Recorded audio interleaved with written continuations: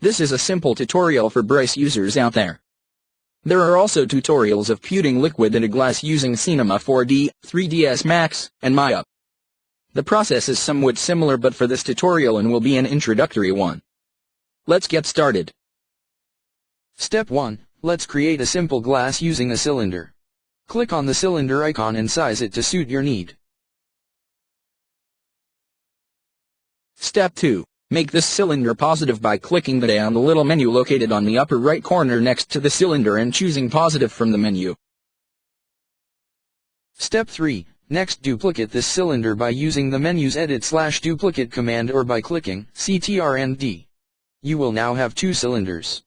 Make the duplicate smaller than the original by dragging the resize control in the Edit tab. Resize again by dragging the top of the resize control to make it extend out of the first cylinder. Step 4. Now make the second cylinder negative by selecting the A and choosing negative from the menu. Step 5. Using your mouse, drag a marquee around the two cylinders to select them both. Once selected, click G to group the two cylinders together. If you look in your preview window, you will see that the negative cylinder cut out the positive cylinder to form a glass shape. Step 6. Now it's time to put the materials on your glass. Click the M next to the group and select the triangle next to the preview window. Next, select the glass textures by clicking the glass materials in the presets. Now select moderate glass material. Step 7. Now that you have made your glass, it's time to put the liquid in it. So you must select the inside cylinder, the one you last created. How do you do this now that it's inside a group?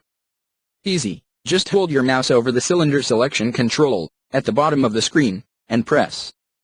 Hold the mouse button down until you have a pop-up appear that lists all the cylinders in your scene. Select the second one.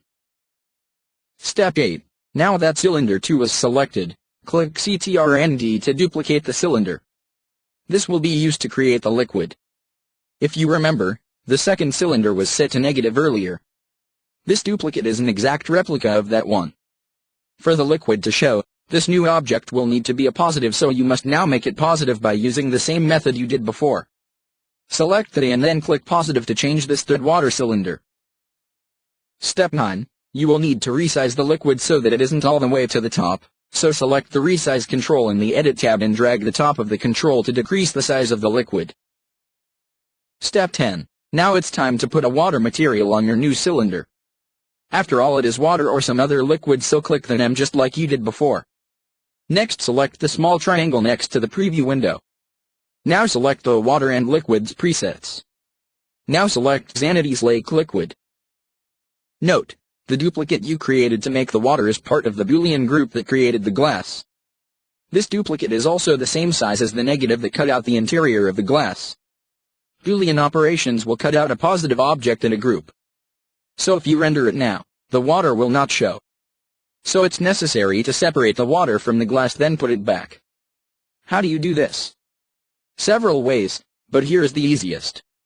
Step 11. Select Cut from the Edit menu. This will cut your water cylinder not only from the scene, but also from the group it's currently in. Now to put it back in exactly the same place with the same material, simply select Paste from the Edit menu. You can now render your glass. It will contain the liquid you wanted it to have.